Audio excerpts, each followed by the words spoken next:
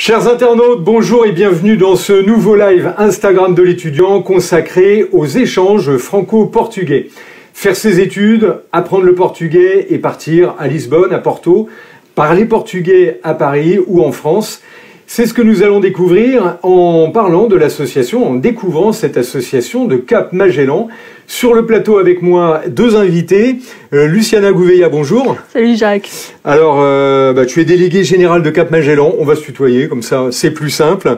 Elsa Massiera, bonjour. Toi, bonjour. tu es fraîchement diplômée et tu es chargée de réseau à Cap Magellan. C'est ça. Alors, on va tout de suite commencer en découvrant l'association Cap Magellan. Luciana, quelques mots sur cette association qui fête cette année ses 30 ans. Oui, effectivement, Cap Magellan, 30 ans en 2021. Donc, c'est une association qui a été lancée, créée en 1991 par un groupe d'étudiants à l'époque qui en avait un peu marre des clichés associés aux Portugais de l'étranger. Donc, ils voulaient montrer que des jeunes Portugais d'étranger pouvaient s'intéresser à autre chose que du foot, du folklore, du fado, un peu les 3 F. Et donc, ils ont lancé cette association avec un nom aussi original, avec un slogan, le Portugal sans cliché, un esprit un peu d'agitateur lusophone, pour travailler sur plein d'axes différents, l'emploi, la promotion du Portugal, la citoyenneté, de la prévention routière, plein de choses. Et donc oui, 30 ans cette année, donc effectivement anniversaire et année très importante pour nous. Et on y reviendra, hein, qu'on va fêter tous ensemble sur le salon qui aura lieu fin novembre. Exactement, parce que c'est coïncidence des calendriers. Les 30 ans sont lancés le 24 novembre 2021, donc jusqu'au 23 novembre 2022. Et donc le salon qui arrive du 26 au 28, avec ce grand espace, ce grand focus Portugal invité d'honneur. C'était effectivement l'une des meilleures façons de lancer notre 30e anniversaire. Bon, on reviendra sur ce salon qui va être un temps fort de cette fin de mois. On y reviendra parce que c'est vraiment un gros salon sur lequel je pense beaucoup d'entre vous vont venir. Si on revient donc sur les actions de Cap Magellan, on se rappelle ce grand navigateur, hein, Magellan, c'est lui on lui doit beaucoup de choses hein, à travers le monde, des découvertes. Qui était portugais, bien qu'il ait travaillé pour la cour espagnole. D'ailleurs, c'est pour ça que la sauce s'appelle Magellan. C'est un petit clin d'œil au fait que Magellan était effectivement de nationalité portugaise. On est dans les 500 ans aussi de la circumnavigation par Magellan autour du monde. Donc il y a plusieurs anniversaires importants cette année. Ouais, c'est une conjonction de planètes plutôt rare. C'est ça. Exactement. Alors, dans le concret, comment ça se passe, vos activités à Cap Magellan, pour souder ces deux communautés et puis ces deux cultures, les rapprocher, les faire communiquer entre elles? Alors, Cap Magellan, c'est avant tout la valorisation de la notion de double culture. Donc, c'est comment on peut être jeune français en France, d'origine portugaise ou avec la nationalité portugaise, et comment, au final, ces deux cultures différentes, bien que très proches aussi par ailleurs, sont un avantage, une plus-value dans tout ce qu'on fait. Cap Magellan, c'est quoi? C'est plein d'axes d'activités différents.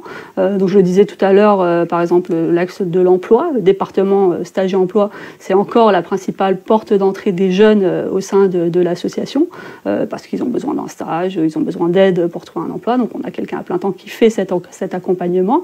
Après, on a un axe événementiel, évidemment, avec plusieurs événements au long de l'année qu'on peut organiser ou sur lesquels on peut être partenaire. Gala à l'Hôtel de Ville de Paris, des soirées étudiantes, partenariat sur des concerts. On a organisé aussi des concerts dans le passé. Les années 90, c'était beaucoup ramener le rock portugais en France, parce que c'était pas du tout présent dans la programmation culturelle française. Qu'est-ce qu'on fait d'autre? De la citoyenneté. Alors ça peut aller de l'appel au recensement à l'appel au vote sans logique partisane. On est une association complètement apartisane, à de la prévention routière dans les lycées, dans les universités, dans les discothèques, avec une forte présence lusophone ou luso-descendante. Alors ce terme, on en parlera aussi. Voilà, on peut peut-être revenir dessus puisqu'on est dessus précisément.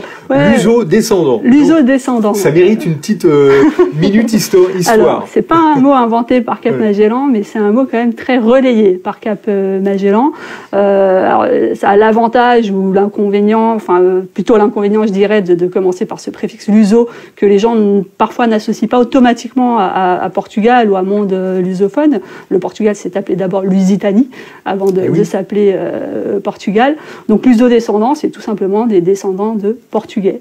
Donc les jeunes luso-descendants, c'est des jeunes qui, étant nés en France, ont maintenant la nationalité française, mais qui sont fils d'eux ou petits petits-enfants de portugais. Alors on fait parfois un jeu de mots, nous, entre luso-descendant et luso-dépendant, mais c'est vrai qu'on utilise beaucoup ce mot, y compris au Portugal d'ailleurs. Il ne faut pas oublier que Cap Magellan, c'est aussi la représentation de la luso-descendance au Portugal, dans les instances officielles, auprès d'associations nationales comme le Conseil national de jeunesse. Et donc on est aussi là-bas pour leur dire, attention, parce que les jeunes portugais de l'étranger ou les jeunes luso-descendants de l'étranger qui n'ayant plus la nationalité portugaise sont quand même d'origine portugaise, il ne faut pas les oublier dans toutes les politiques qui ont trait à la jeunesse. Tout à fait. Alors, on va évoquer peut-être sur un plan très pragmatique. Elsa, ton expérience, toi, puisque donc tu es née en France, et puis tu as fait une partie de tes études au Portugal, tu es revenu en France, tu es reparti là-bas. Oui. Raconte-nous un peu ton parcours, et puis notamment les études que tu as passées à Porto. Oui. Du coup, je suis née en France, où je suis restée jusqu'en primaire. Après, j'ai fait mon collège au Portugal, je suis revenue en France. Et comme je l'ai dit plusieurs fois à Luciana, j'ai pas eu la chance de rencontrer Cap Magellan au lycée, donc je suis restée en France faire mes études supérieures. Et en troisième année, j'ai eu la chance de faire Erasmus à Porto, parce que je voulais vivre cette expérience d'enseignement supérieur au Portugal, parce que j'en entendais parler et j'en rêvais. J'ai eu cette chance, c'était la meilleure année de mes études supérieures. Pour l'instant, j'oserais même dire la meilleure année de ma vie. Mais, mais du coup, voilà. Elle est jeune. Voilà. Je suis jeune, voilà. Mais bon, déjà, tu as fait donc tes 2 premières années. Après cette année-là, ça a été pour toi des retrouvailles. Et puis c'est vrai que Porto, c'est une ville super agréable. C'est ça. Effectivement, pour des études, pour des jeunes, c'est un climat, il y a la mer, il y a... Oui, et puis la vie académique au Portugal est totalement différente. En France, quand on vit en banlieue et on étudie à Paris, on n'a pas l'impression de pouvoir beaucoup participer à la vie étudiante parce que il faut rentrer en RER et la nuit, quand on n'a pas très envie. Alors qu'au Portugal, la vie académique, c'est tout. La première semaine, il y a des fêtes pour nous accueillir. Au milieu de la semaine, souvent, il y a les associations étudiantes qui font des petits pots pour nous appeler à participer. Il y a en Erasmus, on a aussi des projets Erasmus et des visites Erasmus, donc c'est super. Et à la fin de l'année, il y a la fameuse semaine académique où il y a un festival de musique, on a les personnes du coup qui sont en traje, donc les vêtements académiques portugais. Et c'est quelque chose qu'il n'y a pas en France. Du coup, j'ai eu l'impression vraiment de vivre une expérience totalement différente, comme si j'avais eu mon enseignement supérieur en France qui était très bien et l'enseignement au Portugal qui était très très bien. Donc voilà, je suis pas biaisée. Plus. C'est ça. Bon, génial. On parle d'Erasmus, on peut être les partenaires de Cap Magellan. Et après, j'ai une question de Yudi et une question de Lucie aussi. On va évoquer tout ça. Puisqu'on est sur Erasmus, les partenaires de Cap Magellan, c'est quoi les liens par exemple avec Erasmus? Vous avez forcément. Oui, alors là, peut-être parler plus du salon en particulier. L'agence Erasmus Plus portugaise, par exemple, sera présente. Alors le but du salon et cette idée de promotion de l'enseignement supérieur portugais, elle existe aussi à cause d'un quota qu'on appelle communément le quota des 7%. En fait, au Portugal, dans la première phase d'accès à l'enseignement supérieur directement après le bac, au niveau de la première année d'enseignement supérieur, 7% des places dans toutes les universités publiques, tous les instituts polytechniques d'enseignement supérieur sont bloqués et réservés pour les luso-descendants du monde entier. Donc c'est 3500 places sur tout le Portugal, tout le territoire, qui sont destinées exclusivement à des luso-descendants. Ce quota, il n'est jamais rempli parce qu'il est très peu divulgué. Donc maintenant, depuis 2-3 ans, Cap Magellan en France, en partenariat avec le secrétariat d'État à l'enseignement supérieur, travaille beaucoup à cette divulgation. Et donc c'est pour ça qu'on reçoit là 9 polytechniques pour ce salon, 6 universités, la délégation, l'agence Erasmus+, parce qu'on peut promouvoir l'enseignement supérieur portugais à travers ce quota, mais aussi à travers des programmes d'échange comme le programme classique Erasmus, tout à fait. La délégation générale à l'enseignement supérieur, qui seront effectivement avec nous sur ce grand espace Portugal invité d'honneur. Super. On reviendra d'ailleurs sur ce fait d'être invité d'honneur. Question de Yudi. Quelles sont les aides pour aller étudier au Portugal? Est-ce qu'il y a des choses particulières qui sont mises en place? Alors, il y a toutes les universités, tous les établissements d'enseignement supérieur ont des bourses d'études classiques. Donc là, il faut postuler comme les étudiants là-bas. Le programme Erasmus octroie aussi une bourse qui couvre une partie des dépenses sur le pays d'accueil. Le quota 7%, là, par contre, il n'y a pas de bourse incluse dans ce quota, mais sinon on est vraiment dans un cadre classique de soit demande de bourse en France si vous y avez le droit, ou démarchage des bourses portugaises dans l'université ou dans l'institut dans lequel vous serez, parce que vous y serez éligible, pour vérifier l'éligibilité des bourses nationales portugaises. Et alors, est-ce qu'il est nécessaire de parler portugais, nous demande Lucie? Alors, pas quand forcément. Même un minimum, non, alors le Portugal est quand même un pays très anglophone. Donc, ce qui nous, en tant que Portugais, parfois nous énerve un peu quand on est là-bas. C'est étonnant, il y a des cabines anglaises, des cabines téléphone anglaises à Porto. Mais au restaurant, parfois on nous parle directement en anglais et donc on répond en portugais et on nous reparle en anglais parce que les gens sont tellement programmés pour l'anglais. Mais en tout cas, pour en revenir à la question, pas forcément. Il y a vraiment des cursus dans lesquels il y a plusieurs cours en anglais. Alors le français moins quand même, mais l'anglais oui. Et donc où l'étudiant en échange, que ce soit Erasmus ou à travers un autre accord d'échange, peut suivre tout à fait les cours. Je ne sais pas si toi tu as une expérience là-dessus. Oui, notamment quand j'étais en Erasmus au Portugal. Donc moi je parlais portugais, donc j'avais cette chance, mais il y avait beaucoup d'élèves d'Erasmus qui ne le parlaient pas. Donc ils assistaient à certains cours en portugais car eux souhaitaient l'apprendre, mais sinon la plupart de leurs cours étaient en anglais, ou il y a même parfois certaines facs qui font des cours en espagnol. Il peut y avoir en français, mais c'est vrai que c'est beaucoup plus rare quand même. Mais ça peut arriver. Il faut se renseigner, je pense. De toute façon, maintenant, études internationales, il y a quand même l'anglais comme base qui permet d'aller un peu partout. Et là, c'est vrai que c'est important de le rappeler qu'au Portugal, on parle très bien anglais. Une question d'Aurélien, est-ce que la vie est chère au Portugal par rapport à la France? Toi, tu as pu constater une différence, Elsa? Oui, honnêtement, la vie est moins chère. Donc, dans certaines grandes villes comme Lisbonne ou Porto, quand il y a des loyers, c'est vrai que c'est un petit peu plus cher maintenant parce que c'est la vie qui est comme ça, mais c'est beaucoup moins cher qu'en France. La vie, les repas, même les courses, c'est quand même beaucoup moins cher, je pense. Il n'y a pas photo. Il n'y a pas photo. C'est beaucoup moins cher. Alors oui, Lisbonne, il y a une forte inflation, notamment dans l'immobilier. Donc les loyers ont fortement grimpé, mais ça reste pas comparable à Paris. Si on est en train de parler de quelqu'un qui est sur Paris, je ne sais pas. Par contre, tout le reste, coût de la vie, les sorties, les courses. Et alors si on sort de ces villes que sont Porto et Lisbonne, parce que il y a quand même des universités et des politiques dans tout le Portugal, y compris avec des enseignements très qualitatifs, plus vers l'intérieur, le nord, le centre, etc. Alors là, il n'y aura vraiment pas photo, quoi. Bien sûr. Et alors d'ailleurs, je pense, Luciana, est-ce que tu as vu depuis 30 ans que l'association existe, Cap Magellan? Il y a un engouement qui se consolide d'année en année pour le Portugal. Je remarque ça, que soit pour le surf, là on sort un peu des études, mais il y a des spots pour le surf extraordinaires, il faut le dire quand même. Ouais. Et puis les villes, Lisbonne, Porto, ça attire de plus en plus de jeunes. Il y a une vraie douceur de vivre. Il y a une... alors le Portugal n'a jamais été autant à la mode.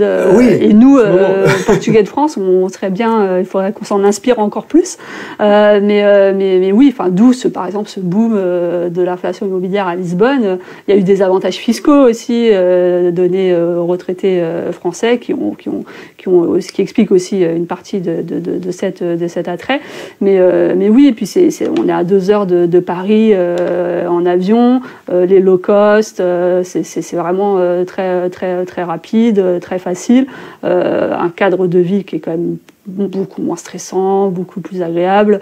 300 jours de soleil par an.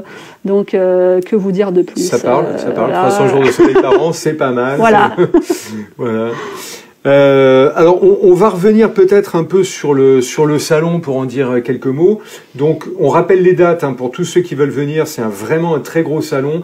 Il y aura beaucoup de découvertes à faire. C'est donc le 26, 27, 28 novembre, porte de Versailles à Paris, pour ceux qui sont Île-de-France. Et donc, on aura là un rassemblement éducation nationale, ONICEP et l'étudiant. un gros salon qui va rassembler beaucoup, bien sûr, d'acteurs de l'enseignement. Il y aura plein d'organismes de formation. Il y aura vraiment, ça sera très riche et très dense. Et puis donc, le Portugal est aujourd'hui l'invité, enfin sur ce salon, sera invité d'honneur. Donc ça, c'est quand même une reconnaissance aussi importante. Et du coup, pour vous, c'est l'occasion d'arriver avec des partenaires, de bien faire la promotion de Cap Magellan. Parlez-nous un petit peu de ce qui va se passer sur le salon. C'est un travail qu'on mène avec l'étudiant et notamment le secrétariat d'État à l'enseignement supérieur portugais depuis maintenant 1 an et demi déjà, de préparer ce moment où le Portugal serait mis à l'honneur, et du coup ça a débouché sur ce salon Partir étudier à l'étranger, enfin ça a son sens, sur ces 100 mètres carrés qui vont être occupés par une quinzaine de structures liées à l'enseignement supérieur portugais, qui seront là donc pour divulguer cet enseignement avec vraiment des cursus qualitatifs qui sont dans les plus hauts rankings des universités et des établissements d'enseignement supérieur. Cap Magellan sera également présent, on a un partenaire bancaire aussi. Mais oui, grand moment, donc on a hâte, maintenant qu'on est à J-7, d'y être enfin, que ce soit passé. Voilà, et puis surtout d'accueillir tout le monde, hein. Vous viendrez nombreux sur ce salon, on aura l'occasion de découvrir... On va recevoir aussi ce qu'on appelle tunas académicas, donc c'est des chorales, ces chorales d'étudiants portugais qui sont tous de noir vêtus. Alors c'est pas à la Harry Potter, parce que Harry Potter s'est inspiré des chorales étudiantes de Porto notamment, pour les caps et puis à Porto, il y a cette librairie incroyable. Exactement, J.K. Rowling s'est inspiré de cette librairie pour... alors il y a des débats là-dessus. Voilà, il y a plusieurs histoires là-dessus, mais en tout cas, ce qu'elle a confirmé, c'est que dans la partie des capes d'Harry Potter, etc., c'est effectivement inspiré des uniformes, je sais pas comment appeler ça en français, des costumes, des uniformes des étudiants portugais. Donc on a 3 chorales qui vont venir et qui, le samedi et le dimanche, vont aussi un peu déambuler dans les allées du salon pour montrer aussi cette tradition académique portugaise, parce que, comme le disait Elsa, c'est vraiment quelque chose de très fort. L'esprit académique dans les universités au Portugal est très fort, et c'est quelque chose qui n'existe pas du tout en France. Donc ces chorales vont aussi aller dans des écoles où le portugais est enseigné sur Paris, dans des lycées aussi, pour diffuser tout ça. Tu avais fait partie d'une chorale, toi, justement ? Non, malheureusement, j'ai pas un don pour la musique, mais j'ai aimé les écouter et les regarder. C'est vraiment touchant, et c'est comme l'a dit Luciana, c'est du jamais vu, et ça change, et ce sera vraiment impressionnant, je pense, pour les jeunes qui auront la chance de voir ça au salon. Génial. On a des questions. Alors Aurélien qui pose des questions, on sent qu'il est un peu intrigué par ça. Est-ce qu'il y a des opportunités de premier job après les études au Portugal ? Alors c'est comme dans tous les pays, ça dépend des cursus, oui. Aurélien, mais oui, là il y a le marché de l'emploi repart à la hausse au Portugal, y compris chez les jeunes, ce qui est une bonne nouvelle. Par ailleurs, donc je ne sais pas dans quel domaine tu souhaites prolonger tes études, mais a priori oui. Puis n'hésite pas à contacter-nous aussi, parce qu'il y a des choses en fonction de la fac, du cursus, du parcours. On peut nous avoir des réponses plus ciblées, qui répondent plus à vos attentes. Mais en tout cas, la réponse c'est oui, évidemment. Parce que tu l'as dit, une des activités quand même centrales de Cap Magellan, c'est cette plateforme consacrée à l'emploi. Alors c'est valable en France, mais c'est valable aussi. C'est l'accompagnement des jeunes dans la recherche du premier emploi, dans la recherche de stage. Alors d'abord en France, dans tout ce qui a un rapport avec la langue portugaise, mais on parlait d'attractivité du Portugal tout à l'heure. On est aussi de plus en plus dans l'accompagnement, par exemple, d'entreprises françaises qui s'installent au Portugal et qui recherchent des bilingues portugais-français. On fait pas mal de choses avec l'ambassade de France au Portugal, avec l'Institut français du Portugal. Donc oui, complètement. Alors là, c'est une question un petit peu plus technique. Yudi demande, est-ce que ma mutuelle santé m'assure au Portugal? Ça, je pense que... On demande à ta mutuelle santé. Ça dépend de la mutuelle, peut-être, faut voir les... Alors, la sécurité sociale, ça marche. Après, voilà, la santé, c'est clairement l'un des points faibles du Portugal. Le réseau public est très saturé, donc parfois, il faut attendre un peu. Et le réseau privé, est rapidement très cher. Donc, il faut savoir que, oui, ça, c'est le genre de choses, et nous on lance l'alerte là-dessus, on vous invite vraiment à vous renseigner auprès de vos complémentaires santé, parce que la sécurité sociale ne couvrira pas tous les frais, par exemple, associés à une consultation privée au Portugal. Mais en tout cas, il faut savoir que à travers la carte européenne d'assurance maladie, si c'est une urgence, si c'est quelque chose comme ça, oui, ça c'est complètement pris en charge par la sécurité sociale. Parce qu'on peut évoquer l'Europe, justement, 2 pays européens comme ça, on l'a vu avec Erasmus, il y a une facilité aujourd'hui de communication, de plus en plus on essaie de tisser des liens sur des choses très pragmatiques comme la santé, peut-être le logement, les bourses, on l'a évoqué tout à l'heure, les emplois aussi, donc ça évolue dans le bon sens, ça, toi aussi, quelle est l'expérience? Oui, on peut même parler du télétravail maintenant et même des possibilités de s'installer là-bas en continuant à travailler pour un employeur en France. On a des cas comme ça. On est dans 2021, donc télécommunications, tout va très vite, les réseaux, les déplacements. On prend un train pour aller à Marseille ou un avion pour aller à Lisbonne, c'est le même temps à peu près. Donc oui, tout ça c'est largement possible et en gros on n'est plus dans un cadre très carré qui nous contraint et donc le Portugal est une vraie opportunité. On dit souvent le Portugal peut être la solution et en fait c'est ça, c'est solution des études, solution du premier emploi, solution pour des gens qui sont en France qui ont maintenant 35, 40 ans et qui vont débarquer au Portugal pour s'installer et pour continuer là-bas. On a beaucoup de contacts aussi de jeunes entrepreneurs qui vont maintenant s'installer, lancer leur start-up, des choses comme ça là-bas. Donc ce va-et-vient, il est vraiment constant. Et on le voit quand on est là-bas, au Portugal, que ce soit à Lisbonne ou à Porto, il y a un esprit très convivial, très chaleureux, très tribu, famille. Il y a un esprit très groupe au Portugal qu'on ressent dans la ville. Ça, tu l'as remarqué, toi en faisant les études à Paris, puis après en allant à Porto, alors qui est un peu plus une ville un peu plus petite que Paris, mais il y a quand même une chaleur ambiante et un esprit de convivialité qui est assez permanent. Je pense que les 300 jours de soleil dont parlait Luciana se ressentent aussi chez les gens qui sont solaires. C'est vrai qu'il y a aussi un esprit, oui, très famille. Enfin, le Portugal, c'est aussi un plus petit pays, donc je pense que ça peut venir aussi de là, du fait que c'est vrai qu'on a tendance à être plus ouvert, c'est vrai que, oui, si je compare au Portugal, c'est vrai que quand j'étais là-bas, les profs, ils sont quand même ils sont plus proches, on a leur numéro pour qu'ils nous aident, ou la voisine du dessous, elle vient nous ramener des petits gâteaux. En France, ça existe aussi, hein, mais oui. C'est vrai qu'à Paris, on le ressent moins. Je sais pas si pour les gens qui sont dans le sud ou si c'est pareil, mais c'est vrai qu'au Portugal, c'est solaire, c'est plus familial. C'est donc pour les personnes qui recherchent un petit peu un cocon loin de leur cocon familial en France, ça peut être vraiment une bonne option, je pense, de retrouver ce lien familial au Portugal. Avec pas mal d'activités aussi, on peut le dire. Oui. Activités, il y a, on l'a dit, près de, donc il y a la mer, il y a quand même un gros front de mer au Portugal. Oui. Qu'est-ce que tu as fait toi comme activité, par exemple, là-bas, dans la vie de tous les jours? Moi, j'avoue que du coup, j'avais déjà en fait la chance d'avoir déjà mes amis du collège là-bas, mais c'est vrai qu'au Portugal, notamment dans les facs, il y a beaucoup d'associations, donc en France aussi, mais qui organisent des visites. Par exemple, comme on l'a dit juste avant ce live, le Portugal c'est un petit pays, mais avec beaucoup de paysages différents. Donc vous pouvez vous faire des excursions à la montagne ou à la plage, où il y a beaucoup de paysages différents. Et ça, soit vous pouvez l'organiser avec vos amis, c'est pas très cher. Il y a le bus, le métro, c'est pas très cher. Ou alors il y a aussi des visites qui sont organisées parfois par des cafés. Ça existe dans le Nord, notamment. On est très à l'ancienne. Où les facs organisent aussi des visites culturelles le week-end. Donc ça peut être très intéressant. On a quand même beaucoup de musées qui sont super au Portugal.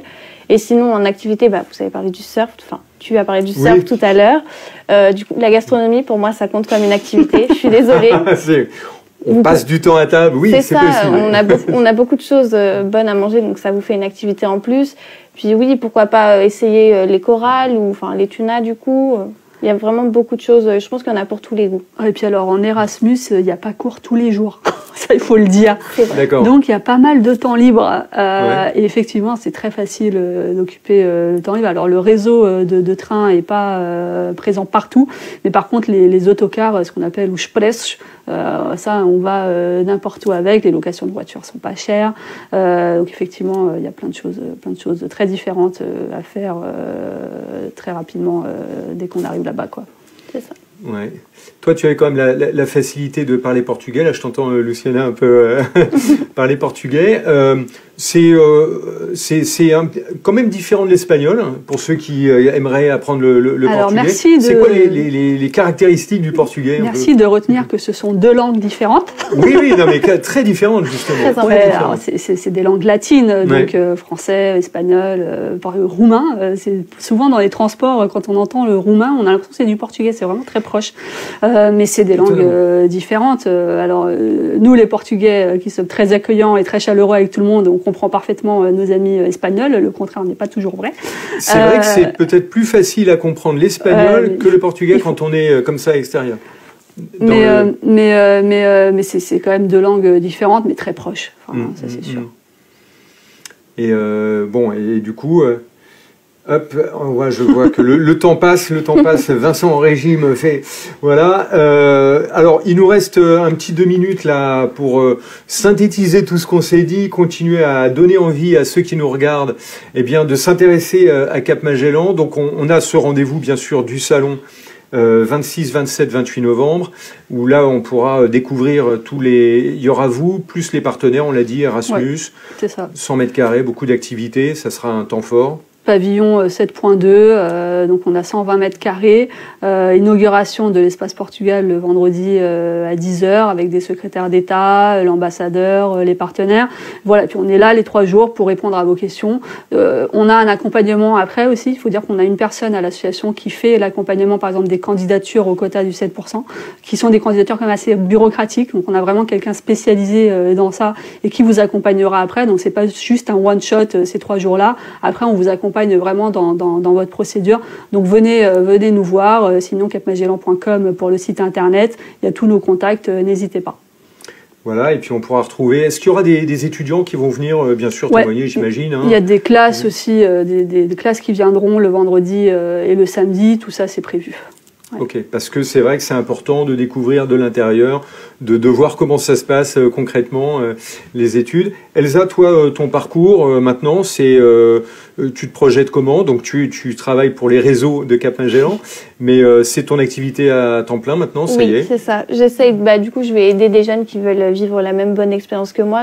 Je serai là aussi pour répondre à la question. Toute l'équipe Cap Magellan est là pour aider les jeunes et pour répondre à toutes leurs questions pour qu'ils vivent un bon moment au Portugal, on est là pour ça. Bon, génial. Eh ben, en espérant que voilà cet échange et cette présentation vous aura donné envie de vous intéresser au Portugal, d'aller faire des études peut-être là-bas, capmagellan.com, et puis ce rendez-vous le 26, 27, 28 novembre sur ce grand salon qui aura lieu à Porte de Versailles. On vous souhaite une excellente continuation et puis on se retrouve très bientôt pour un nouveau live de l'étudiant. À bientôt et merci à toutes les deux. Merci. Merci.